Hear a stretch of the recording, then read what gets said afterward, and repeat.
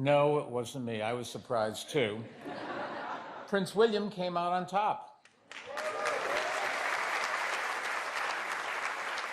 So the prince has clearly won over Americans of all stripes, and these days that is, we all know, no small feat. In fact, the poll also showed that the prince is viewed positively by 60% of Democrats and 60% of Republicans. America has not seen that kind of bipartisan consensus since 1776.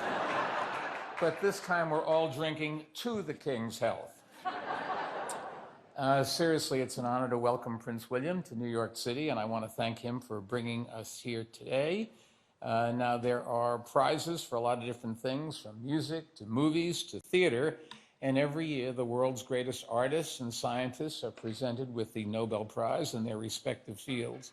But as Prince William and the Royal Foundation observed back in 2020, the Nobel Committee has never created an award category specifically for the environment. In other words, there was no Nobel for working to save the planet.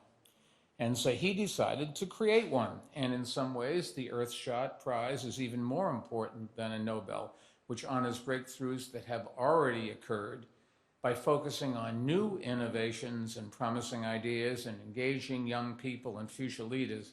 Earthshot is not about yesterday, it is about today and about tomorrow, because the climate crisis is no longer some far-off menace. It's here, right now, and the effects are only getting worse. Today, more than a quarter of the US is enduring a drought.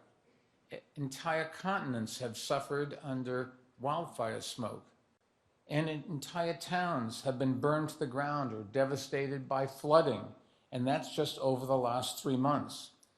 The best scientific studies tell us that the risks of more extreme weather are continuing to rise, and so it's up to us to rise to the occasion and do something about it.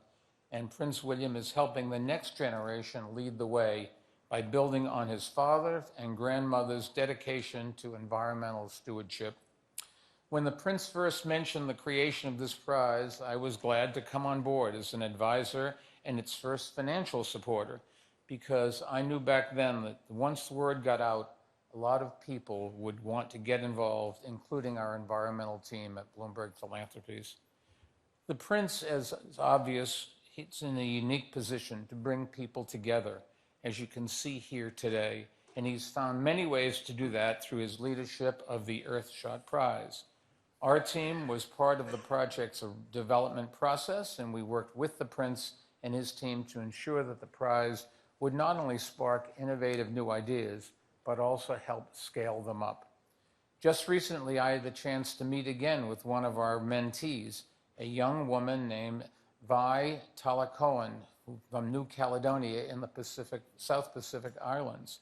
She won the 2021 Earthshot Prize for figuring out ways to build electrolysis that split water molecules to create a form of hydrogen that can power cars and planes and ships with zero emissions.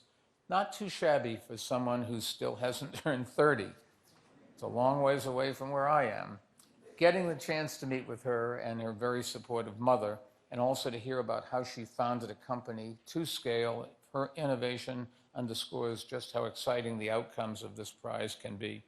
And she'll join Prince William in a conversation later this afternoon, and we're looking forward to hearing more about what's ahead.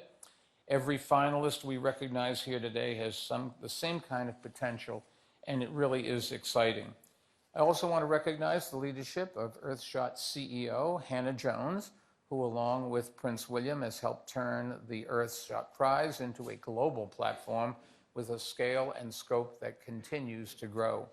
I also want to give a big thanks to all of the global supporters who have been critical to the success of this effort. Since we launched the Earthshot Prize, it has generated over 3,000 nominations across 100 countries, and we've named 30 finalists and 10 winners, all while reaching and inspiring a global audience of millions. And today, we'll be announcing the next group of 15 finalists. Some of the past winners are here with us, and it's been great to see their work develop and their impact spread. And we hold this event here in New York during the General Assembly deliberately to connect the finalists with the world's climate leaders in both science and finance, and who can help them refine, fund, and scale their ideas. The mission couldn't be more important, so thank you all for joining us and for all you're doing to help win the battle against climate change.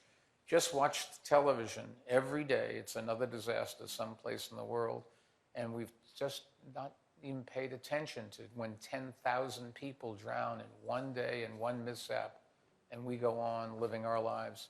We're not going to be able to do that. We just have to stop and find some ways to make this future for our kids much more safe than it looks like it's going to be. God bless, and thank you all.